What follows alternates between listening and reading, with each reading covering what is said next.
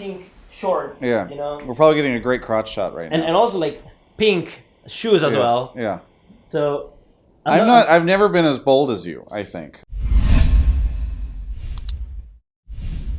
Well, I am in Berlin, Germany today, joined by Ocelote or Carlos R. Which one do you go by these days?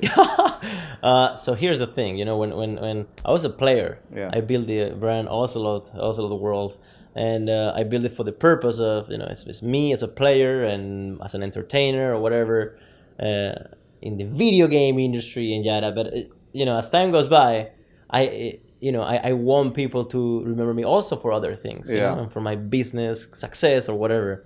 And so because I didn't want to like mix both kind of you know, experiences and legacies or whatever you want to call it, I wanted to separate it, you know. So is Ocelote only when you're gaming, and that Carlos R is when you're building a business? I guess you could say so. So in a way, I feel ashamed when I play now with the nickname Ocelote, because I feel like I'm destroying its legacy every time I play, because I'm pretty bad right now. Not as good as you used to be.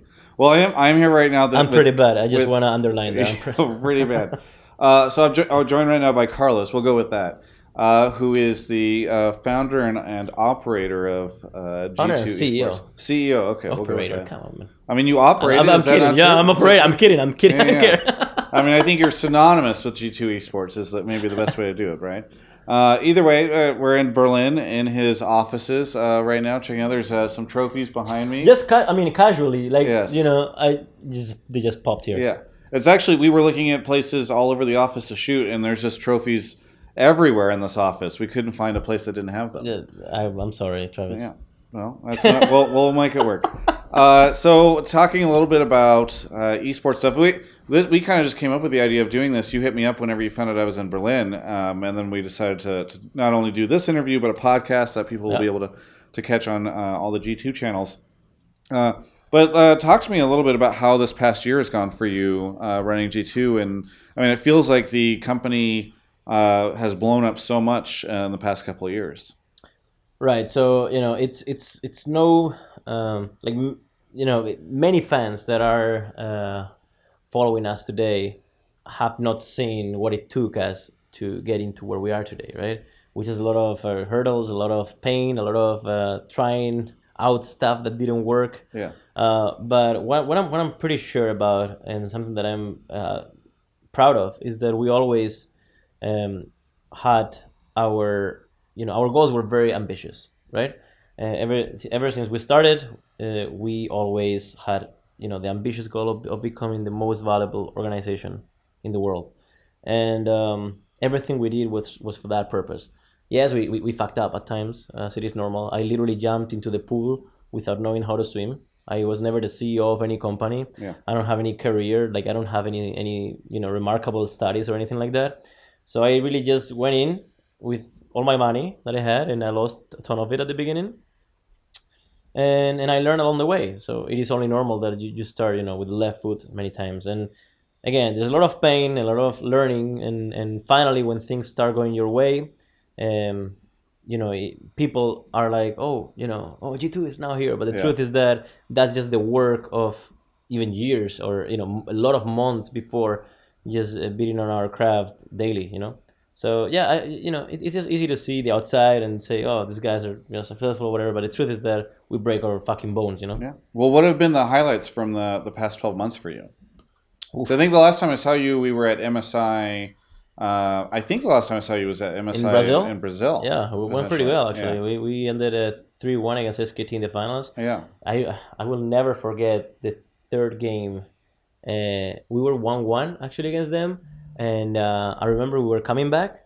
Perks had a run, I remember, and I remember it was a Wolf, yeah.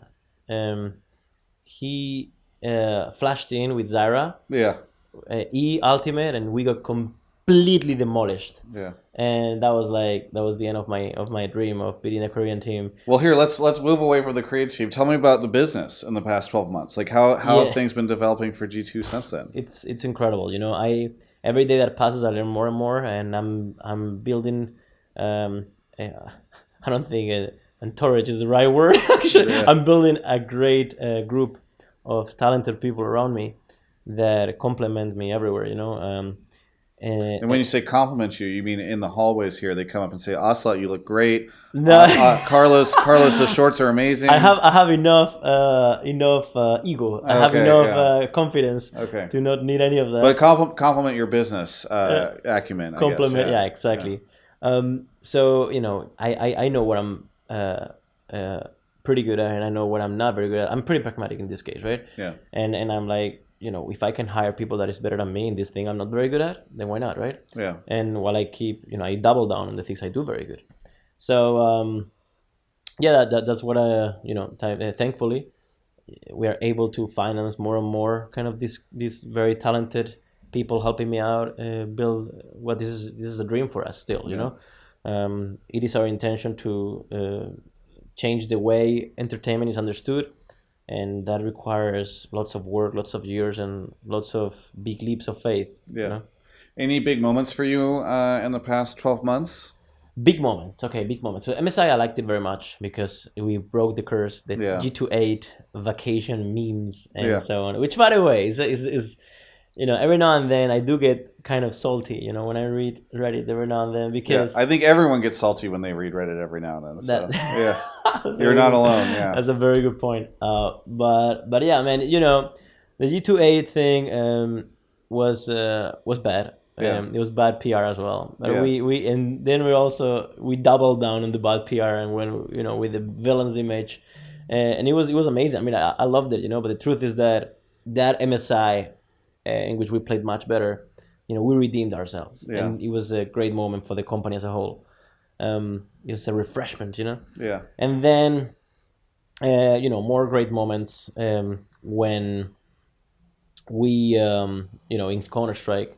We've done incredibly well in a few tournaments, even though right now we're in the process of changing the lineup. But there's been in Rocket League, we won E-League. We just won the Rocket League North American RLCS, it's called. Yeah. The real LCS, I believe, is what R stands for. Yeah. Exactly. It's been, competitively speaking, it's been fucking great. Yeah. In terms of content creation, we create incredible content. We had so much fun. Sure. And fan acquisition, in terms of our fan base, is just growing and growing and growing. The perception of our brand is improving every day. We don't have anywhere close as many haters, and we probably have 3 to 4 times more fans than we did just a few months ago. Sure. So it's just multiplying incredibly. And in terms of revenue, we're also doing incredibly well. So the business is just looking super solid, and I'm so happy, to be honest.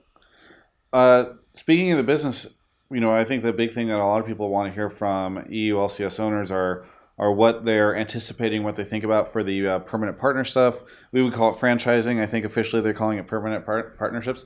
So that's on the horizon. I think obviously G2 is one of the more prolific names in the EU LCS, but what do you think of the fact that this is on the horizon, and maybe also having seen what you've seen in North America with the permanent partnership sitting there this year? Well, first of all, I think Europe is doing incredibly well. European LCS is doing incredibly well. Yeah. In terms of viewership, I think that out of 10 weeks, so 4 out of 10 weeks, EU LCS had more viewership than NA in this past split, which is incredible, considering we don't have that permanent partnership. Sure. And you're talking about across all language streams for those that correct. Yeah. Correct. Yeah. And the production quality is getting better. Shoutcasters are doing great. They're learning so much. Our host is great as well. We have a really good kind of product right now. Yeah. So being part of that is a gift, and I am super happy to have the opportunity to, right.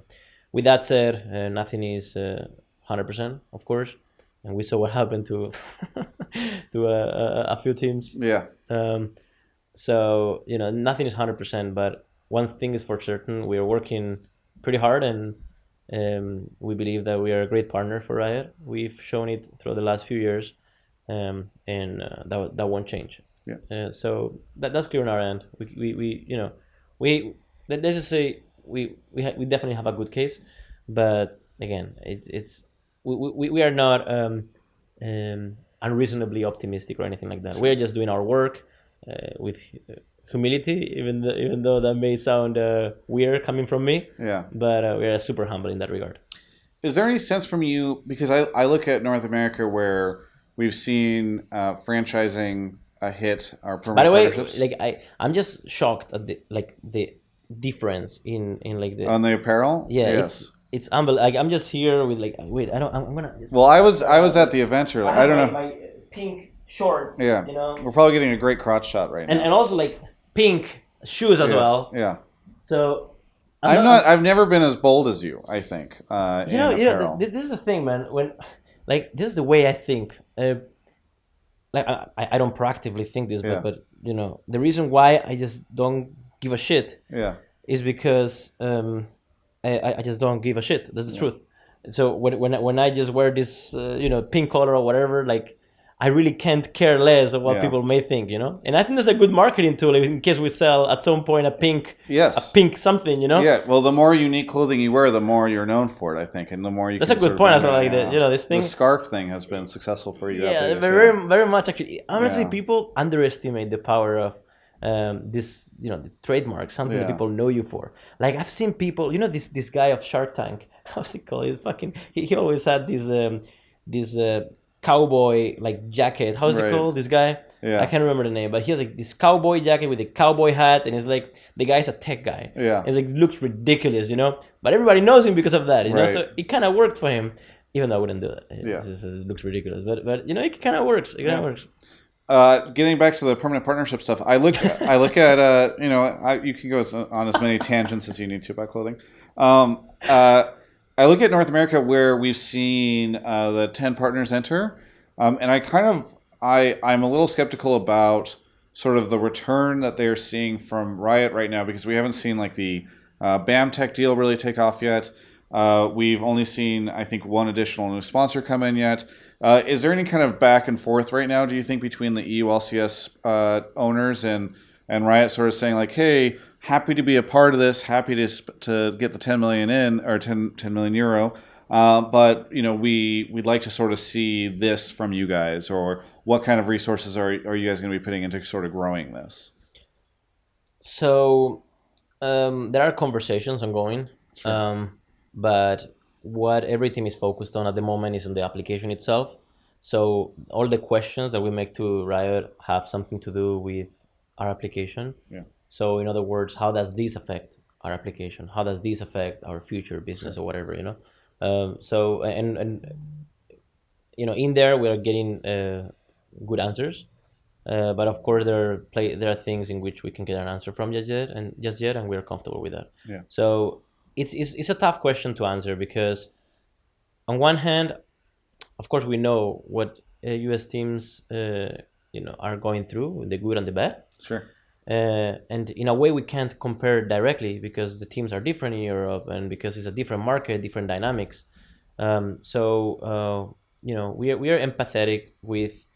I just have to give you a very polite answer. That's the truth, because I don't have the answers. Yeah. And because it would be just extremely unreasonable for me to say anything that I don't know. I don't have the facts in front of me. Sure. Yeah. But I trust. This is the truth. I do trust that the league is going to be successful, because our viewer base has not only increased in comparison with last year, but also we are growing the fanatism, Yeah. of these people. Like the same people keep watching and they're loving it, because the level of engagement and interactions between the fans and the teams have also increased a lot, and because this is a great opportunity to filter out those teams or things that we don't like. Sure. So that we can create an even better product. So everything speaks positively about the league itself. I'm happy. Are there any particular types of partners that you'd like to see enter the league, or any types of businesses? Because in the West, obviously in North America, we saw a lot of NBA teams enter, etc. I don't know if I want to call them soccer, but you would say football clubs let's call it soccer. It's fine. Yeah, football, soccer clubs. I don't know if they are where you see a lot of the value, or if it's more in like tech companies. Like what would be an interesting type of partner for you to see enter the EU LCS? So I think it's very important that you have peer pressure. in a place where. So let me go a step back. Sure. When you are part of something that will hopefully last for many years, you want to increase the value of that one asset Sure. so that you can make your money and then some. Uh, and for that to be successful, you need the best possible people surrounding you. If you don't have the best possible people surrounding you, it means that you're gonna be, easier on every mistake you commit. You're maybe not gonna create half as much content or with half as much quality. You're not gonna put a lot of effort into creating a good team because at the end of the day, no one else is doing that, right? Yeah. So your incentive diminishes. But if you have partners around you that simply they're it's like fire in your ass, this is so good for the league as a whole. I would love to make sure that the 9 teams I have, I share a league with, are doing better than me in X areas, because then I'll just come into the office with so much energy. Let's just destroy them, Yeah. And it's a positive thing. It's just good for everybody. I feel like we were the ones challenging the rest in the years back, maybe together with 1 or 2 more brands in the US, in Europe, sorry.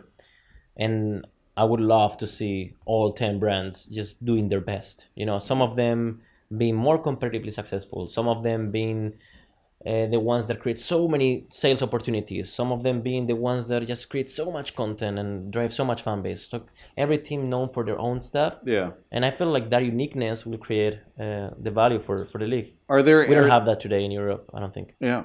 Are there any specific areas like sales or content or any particular area that you really want to see come into the space? I mean, I'm sure all of those together, but I think one of the dreams with the NBA teams, and I don't know if we've realized it yet, but is that they have so many like sales opportunity or connections and relationships to big brands that they're able to kind of like leverage all these guys and bring them into the space in an interesting way. You bring Snickers in and maybe somebody else comes in, for instance, a competitor to theirs. So there's 2 points into this, right? First point is we can use a bigger talent pool.